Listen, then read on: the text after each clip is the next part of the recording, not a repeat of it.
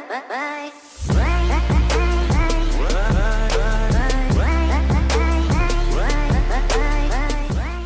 Friends, I am Purvik Mehta from CSE that's in Hindi.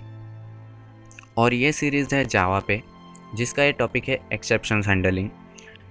Exception handling के topic को ज़्यादातर लोग जो बिगिनर्स पे होता है वो थोड़ा कॉम्प्लिकेटेड मानते हैं कि ये समझने में कॉम्प्लिकेटेड है, इतना जल्दी समझ में नहीं आता। लेकिन एक्सेप्शंस ऐसी चीज़ है कि आपको एक दो बार बेसिक्स समझ में आ गए उसके कि एक्चुअली एक्सेप्शंस वर्क कैसे होती है, क्या होता है, कब एक्सेप्शंस आती है, तो आपको इतना सिंपल लगेगा कि एक्सेप्शन से सिंपल कुछ जावा में है ही नहीं। उसमें एक्सेप्शंस को आपको खुद कुछ करना ही नहीं होता, आपको सिर्फ ध्यान रखना होता है कि आपका जो नॉर्मल फ्लो है उसमें कौन कौन सी कंडीशन आ सकती है, उसको समझेंगे कि एक्सेप्शंस क्या होती है, उसका बेसिक समझेंगे और प्रैक्टिकली भी देखेंगे कि हमारे प्रोग्राम में हम एक्सेप्शंस को कैसे हैंडल करते हैं।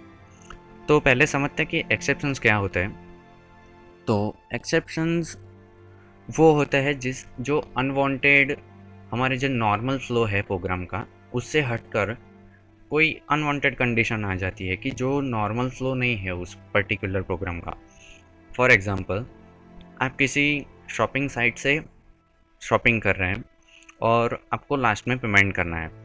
अब नॉर्मल फ्लो क्या है पेमेंट का कि आप अपना उसमें जो लॉगिन किया हुआ है उसमें आपका डेबिट कार्ड या क्रेडिट कार्ड का नंबर डालेंगे, उसका CVV डालेंगे और OTP या पासवर्ड से आप पेमेंट कर देंगे और पेमेंट सक्सेसफुल हो जाएगा।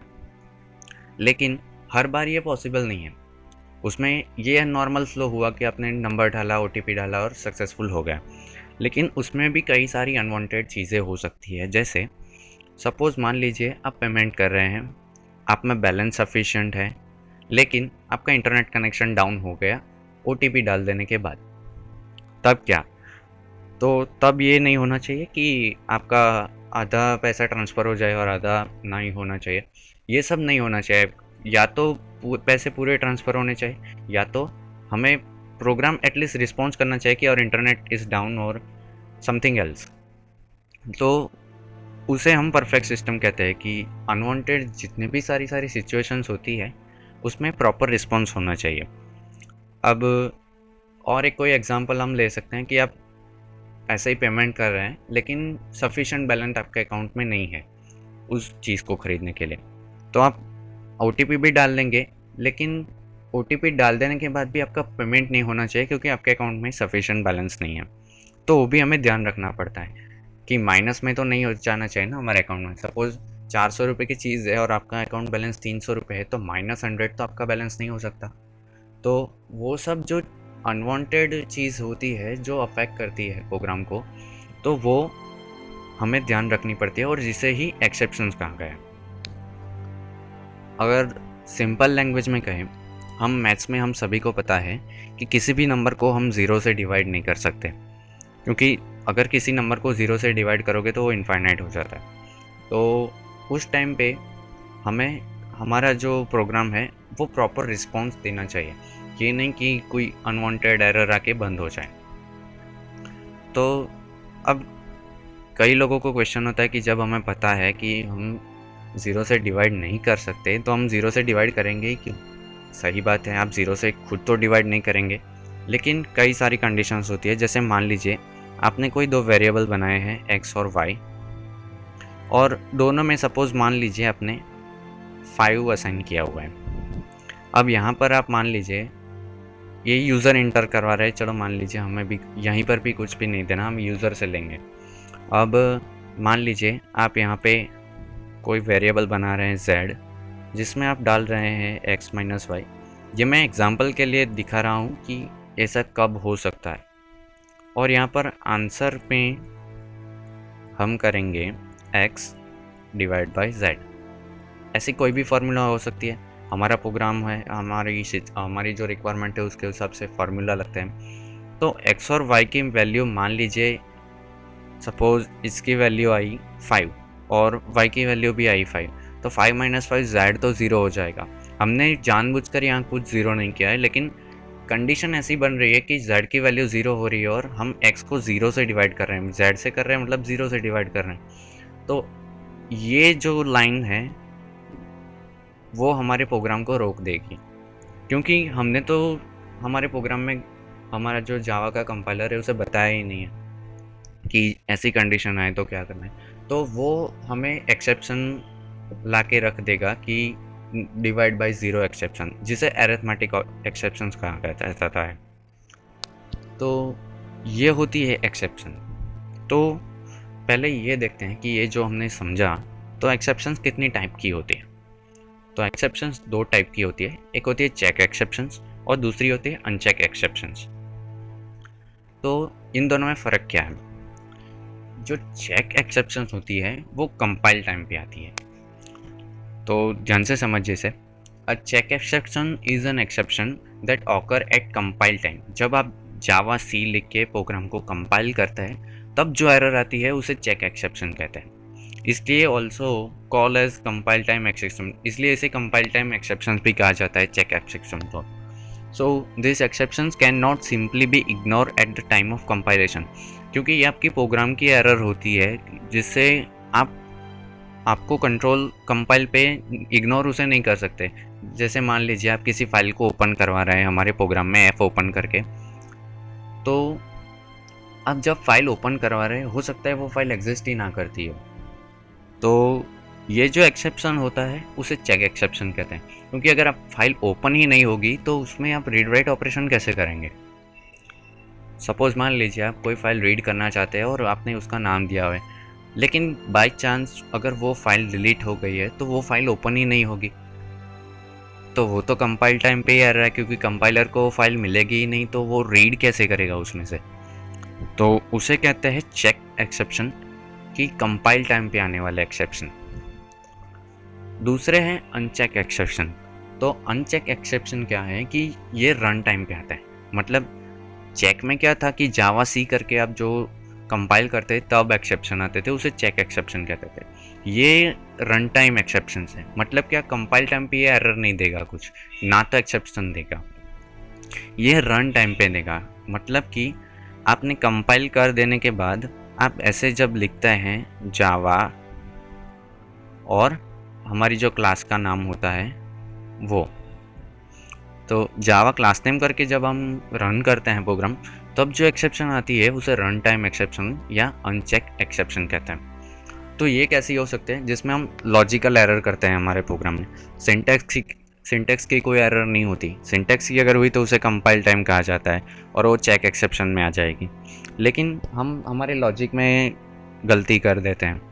जैसे एक टाइप है उसका कि array index out of bound. मतलब क्या है कि सपोज़ हमने कोई एरे लिया है, सपोज़ मान लीजिए ए, जिसकी साइज़ है 4, और हम एक लूप चला रहे हैं। मान लीजिए हमने फॉर लूप चलाई है यहाँ पे, और जिसमें हम आई को 1 से लेके 5 तक चला रहे हैं, आई लेस देन 5। अब देखिए यहाँ पर लूप कितनी बार चलेगी, 5 टाइम। और इसके अंदर हमने सपोज ये लिखा है A of I assign to, sorry I assign to A of आई।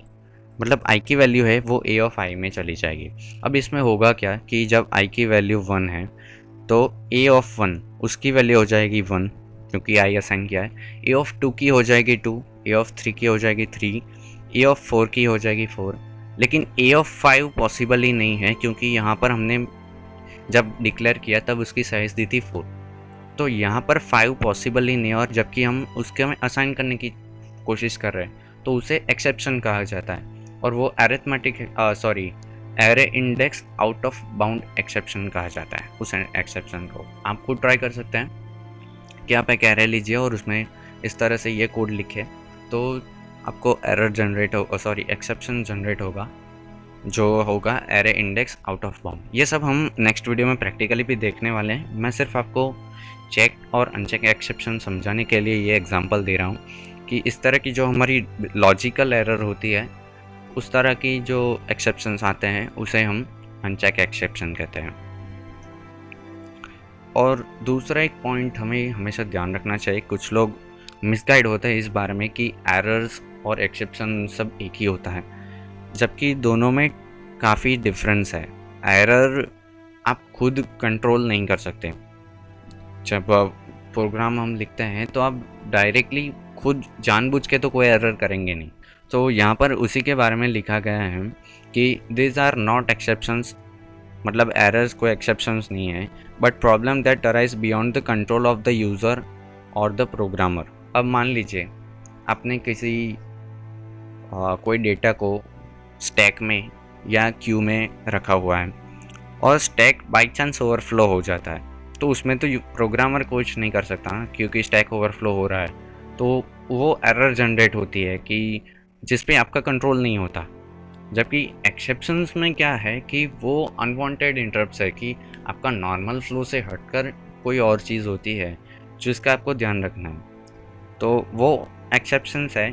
और एरर जो कि जिस पे प्रोग्रामर का या यूज़र्स का कोई कंट्रोल नहीं होता, तो उसे एरर कहते हैं। एरर को आप इग्नोर भी कर सकते हैं कि कौन सी, जो कि काफ़ी सारी एरर्स है जिसको आप इग्नोर कर सकते हैं, जबकि एक्सेप्शंस को आप इग्नोर नहीं कर सकते। जब जैसे ये इंटरनेट डाउन हो गया है तो आपका फ़ंड ट्रांसफ़र नहीं होना चाहिए, 50% भी नहीं होना चाहिए, तो ये आप इग्नोर नहीं कर सकते, इसलिए उसे एक्सेप्शन कहा जाता है। जबकि एरर को आप इग्नोर कर सकते हैं। तो उसे ध्यान रखना है कि एरर्स और एक्सेप्शंस दोनों सेम नहीं है, दोनों में डिफरेंस है। और मैंने जो बताया वही आपको एग्जांपल यहाँ पर दिया गया है। If stack overflow occurs an error will arise, they are also ignore at the time of compilation. ये क्योंकि ये यूज़र के कंप्यूटर पर डिपेंड करता है। ये स्टैक ओवरफ्लो, जैसे हमारे कंप्यूटर में जो प्रोसेस होती है प्रोसेसर के द्वारा, तो वो बफर होता है जिसमें सारा डेटा या instruction one by one Q में खड़ा होता है और वन बाय वन एग्जीक्यूट होता है। अब हर कंप्यूटर के प्रोसेसर्स अलग अलग है, हर की मेमोरी अलग अलग है, तो ज़रूरी नहीं है कि सब में सेम कंडीशंस हो। तो जब ये स्टैक ओवरफ्लो हो गया, तो मतलब बफर ओवरफ्लो हो गया, तो उसमें आपका तो कोई कंट्रोल ही नहीं है कि आप क्या कर सकते हो। जबकि एक्सेप्शंस में आपका कंट्रोल है कि इंटरनेट आप डिटेक्ट कर सकते हो और उस पर ये नहीं होना चाहिए, वो इग्नोर नहीं कर सकते, इसलिए उसे एक्सेप्शंस माना जाता है। तो उसे ध्यान रखिएगा। और नेक्स्ट वीडियो में हम ये सब प्रैक्टिकली देखने वाले हैं कि चेक्ड और अनचेक एक्सेप्शंस क्या होती है, कैसे हम उसको सॉल्व करते हैं, और जावा में ये सब कैसे यूज़ होता है उसको बारे में हम समझने वाले हैं। तो ये सिर्फ समझने के लिए था ये एक्सेप्शंस एग्जैक्टली क्या होता है। सो आई होप कि आपको ये समझ में आ गया होगा। अगर फिर भी कोई डाउट्स है तो आप कमेंट सेक्शन में या ईमेल करके हमें पूछ सकते हैं। So thanks for watching, see you in next video. So happy coding and keep watching CSE Touch in Hindi.